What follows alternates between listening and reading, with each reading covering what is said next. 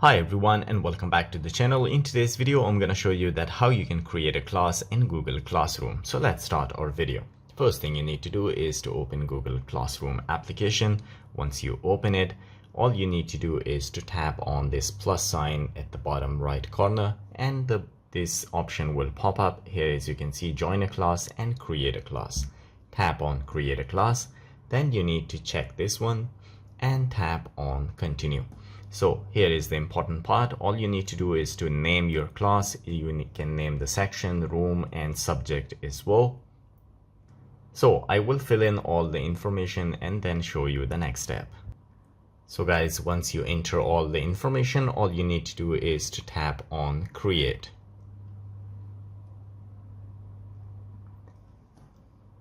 So guys, as you can see, our class has been created. So this is it. This is how you can create a class in Google Classroom. If you liked the video, don't forget to subscribe. I will see you in the next video. Till then, take care.